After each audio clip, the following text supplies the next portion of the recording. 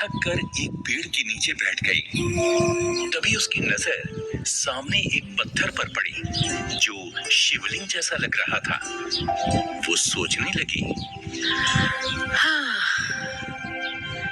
अरे ये तो शिवलिंग लग रहा है, पर लगता है यहाँ सेवा करने वाला कोई नहीं है। अरे ये तो भोलेनाथ का रूप है, मैं इनकी सेवा करूंगी।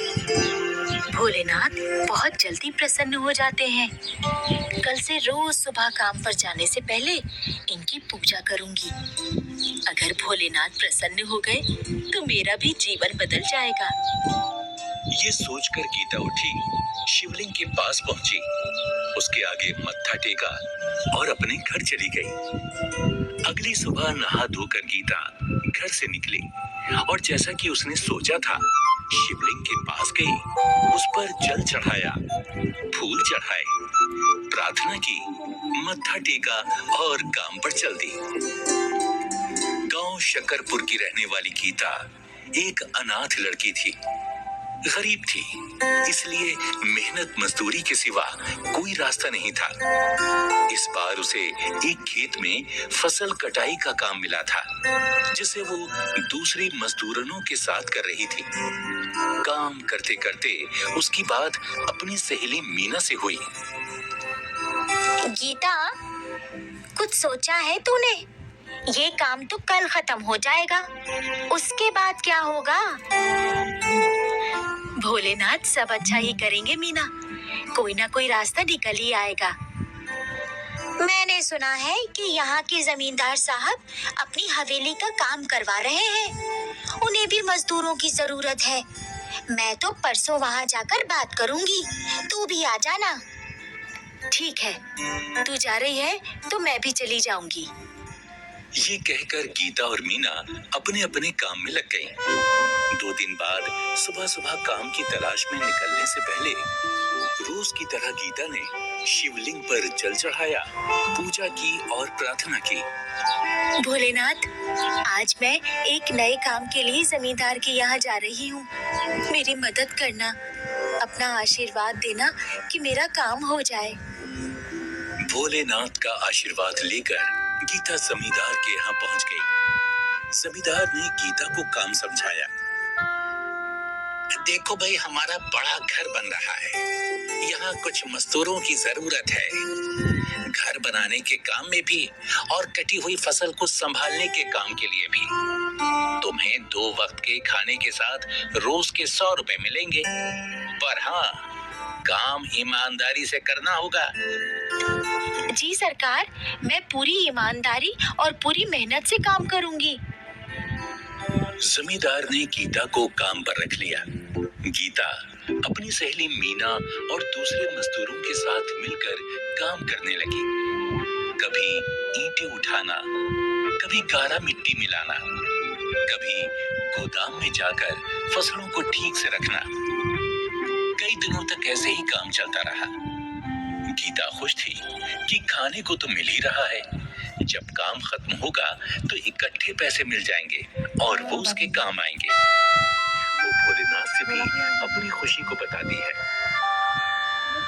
भोलेनाथ, आपकी कृपा से अच्छा काम मिल गया है, मेरे अच्छे पैसे बन जाएंगे। मैंने तो सब तय कर लिया है, जो पैसे मिलेंगे उनमें पहले तो घर की छत बनवाऊंगी, बाकी पैसे संभाल कर रखूंगी। अगर आगे चलकर कोई काम ना मिला तो अपना ही कुछ काम कर लूंगी।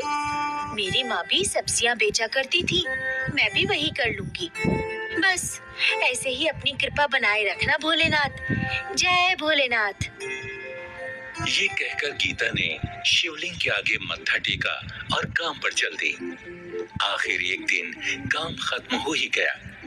उस दिन गीता बहुत खुश थी। मीना, पूरे 40 दिन हो गए हैं, 100 रुपए दिहाड़ी के हिसाब से तो पूरे 4000 बन गए। हाँ गीता, जब पैसे मिल जाए तो उन्हें संभाल कर रखना, मुसीबत के समय काम आएंगे। काम खत्म होने पर जब गीता और मीना जमींदार के पास पैसे मांगने पहुंची तो जमींदार गुस्से से भरकर बोला, क्या पैसे? कैसे पैसे? मजदूर मजदूरी के पैसे सरकार? आपने कहा था कि जितने दिन मजदूरी होगी उतने दिन खाना मिलेगा और साथ में 100 रुपए रोज के हिसाब से मजदूरी मिलेगी। अरे क्या बकवास करती हो? मैंने ऐसा कब कहा है? अरे मैंने कहा था मजदूरी का काम है, तुम दिन भर मजदूरी करोगी और बदले में तुम्हें 2 वक्त का खाना मिलेगा। तुमने मजदूरी की, मैंने खाना दिया, हिसाब बराबर। अब चलो निकलो यहाँ से, अगली बार कोई काम होगा तो आदमी भेजकर बुला लूंगा। नहीं सरकार, आपने कहा था कि 2 वक्त का खाना मिलेगा और 100 रुपए रोज के हिसाब से मजदूरी। चाहे तो मीना से भी पूछ लीजिए सरकार। अरे मुझे क्या दूध पीता बच्चा समझा है? साथ में इसे भी सिखा पढ़ा कर ले आई। अरे मैं क्या तुम जैसी औरतों की चालाकी नहीं समझता? पहले पेट भर कर खाना खा लिया, अब चालाकी से मुझसे पैसे ऐंठना चाहती हो। चलो निकलो यहाँ से, कहीं ऐसा ना हो जाए कि मुझे गुस्सा आ जाए और मैं कुछ कर बैठूं। आओ यहाँ से। गीता और मीना को समझ आ गया था कि ये इंसान अब पैसे नहीं देने वाला, यहाँ से चलने में ही भलाई है। गीता और मीना आंखों में आंसू लिए अपने अपने घर चली गईं। गीता अपने घर चरपाई पर लेटे लेटे अपनी टूटी छत की ओर देख रही थी। उसकी आंखों में आंसू थे। वो अपने आप से कहने लगी, थोड़े दिनों में बारिश शुरू हो जाएगी। मैंने सोचा था मजदूरी के पैसे मिलेंगे तो छत की मरम्मत करवा लूंगी, पर जमींदार ने तो पैसे देने से ही मना कर दिया। अब मैं क्या करूंगी? इसी तरह आंखों में आंसू लिए गीता अपने आने वाले कल के बारे में सोच रही थी। तभी उसे अपनी माँ की कही बात याद आई। बेटा, जिसका कोई नहीं होता उसका ईश्वर होता है।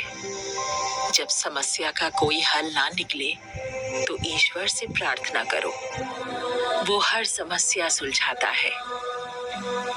माँ ठीक कहती थी, मुझे भोलेनाथ से अपनी समस्या बतानी चाहिए, वो ही कोई रास्ता निकालेंगे। अगली सुबह गीता रोज की तरह शिवलिंग के पास पहुंची। जल चढ़ाया, बेल पत्ते और फूल चढ़ाए और आंखों में आंसू लिए प्रार्थना करने लगी। भोलेनाथ, मेरे साथ अन्याय हुआ है।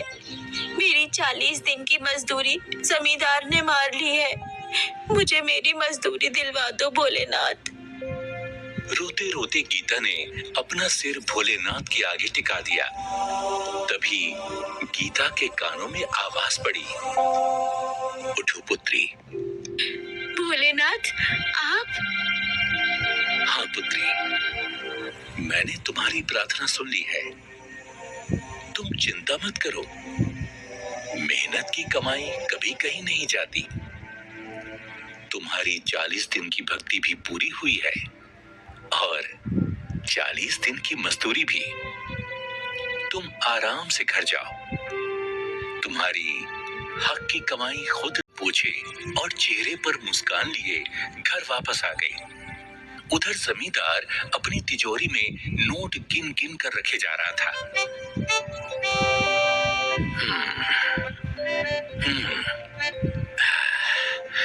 ये एक और गड्डी हो गई। अच्छा हुआ कि सारी फसल अच्छे दामों पर बाजार में बिक गई। गोदाम में पड़ी रहती तो देखभाल पर भी खर्चा होता और कुछ खराब भी हो जाती। किस्मत साथ दे तो ऐसे ही धन बरसता है। बढ़िया, ये गई अंदर। ये कहकर जमींदार ने तिजोरी का दरवाजा बंद किया और खुशी से सीटी बजाता बाहर की ओर चला। तभी उसकी बेटी सुवेला अंदर आई। पिताजी, पिताजी, पिताजी, मुझे कुछ पैसे चाहिए। बहुत दिन हो गए, मैंने अपने लिए कुछ नए कपड़े नहीं खरीदे और मुझे कान के बुंदे भी लेने हैं। मुझे कुछ पैसे दीजिए ना। क्यों नहीं अपनी बेटी के लिए पैसों की क्या कमी है, अभी देता हूँ, रुक जाओ। जमींदार ने अपनी कमर में खूंसी हुई चाबी निकाली और तिजोरी खोली और एक गड्डी उठाई। ये क्या?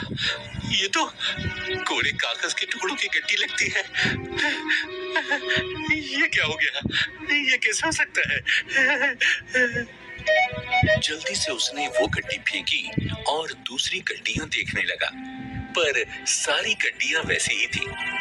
एक एक कर उसने सारी गड्डियां फेंक दी। कमरे में चारों ओर सफेद कागज के टुकड़े फैल गए।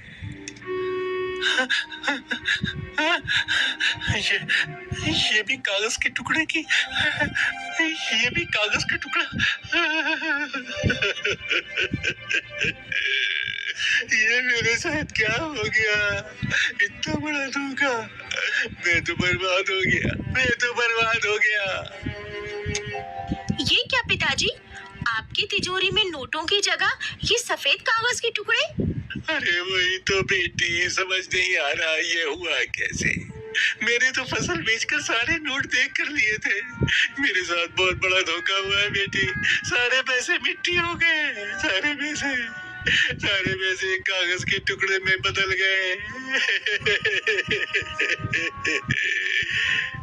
अरे घबराइए मत पिताजी, आपकी दूसरी तिजोरी में गहने तो पड़े हैं ना, उनके सहारे काम चल जाएगा। तुम सही कहती हो, बस उस तिजोरी में सब कुछ ठीक हो। देखता हूँ। ये कहकर जमींदार ने अपनी दूसरी तिजोरी खोली, जिसमें गहनों की जगह सांप लहरा रहे थे। जमींदार की बेटी ये देखकर चीख मारकर बाहर की ओर दौड़ी। सांप सांप! सांप! मेरा सारा सोना सारी जेवर कहाँ गए? ये सांप कैसे बच गए? ये क्या हो गया? मैं तो कहीं का ना रहा। ये क्या हो गया?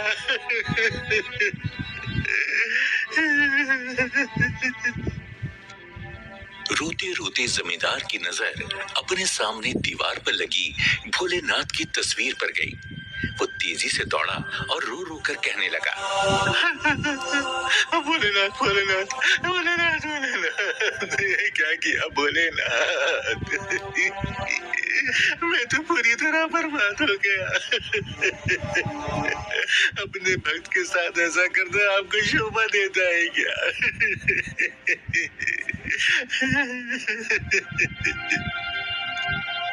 तभी वहां तेज प्रकाश हुआ। जमींदार ने देखा कि साक्षात भोलेनाथ सामने खड़े हैं। और तुमने जो गीता, मीना और दूसरे मजदूरों के साथ किया, वैसा भी कोई करता है क्या? दूसरों का हक मारकर कभी कोई नहीं पनपता। उसके सारे पैसे किसी न किसी बहाने पानी में बह जाते हैं, उसके काम नहीं आते। मुझसे बड़ी भूल हो गई भोलेनाथ। मुझसे बड़ी भूल हो गई। आप मुझे आदेश दें, आप जैसा कहेंगे मैं वैसे ही करूंगा भोलेनाथ।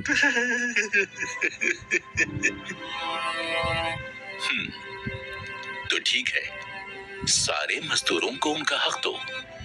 जितने पैसों का वादा किया था उन्हें वो सब दो, और गांव में एक लंगर की भी व्यवस्था करो। कभी किसी मजदूर के पास खाने को पैसे ना हो तो वो वहां खा ही लेगा। ऐसा ही होगा भोलेनाथ, ऐसा ही होगा भोलेनाथ। तो जाओ, देखो तुम्हारा धन पहले जैसा हो गया है। ये सुनते ही जमींदार ने कागज के टुकड़ों की ओर देखा जो फिर से नोट बन चुके थे। उसने जल्दी से सबको तिजोरी में रखा। दूसरी तिजोरी खोलकर देखा तो उसमें पहले की तरह जेवर भरे हुए थे। जमींदार ने गीता और दूसरे मजदूरों को बुलाकर उनकी मजदूरी दी और गांव में एक लंगर का भी इंतजाम किया। गीता ने अपनी छत मरम्मत करवा ली थी और अपनी सब्जी की रेहड़ी लेकर बेचने जाने से पहले वो शिवलिंग की पूजा अवश्य करती, जल चढ़ाती और एक सब्जी भी अर्पित करती। हे भोलेनाथ, मेरी अच्छी कमाई करवाना और आशीर्वाद देना कि मेरी कमाई में बरकत भी हो। और फिर सब्जी बेचने चल देती।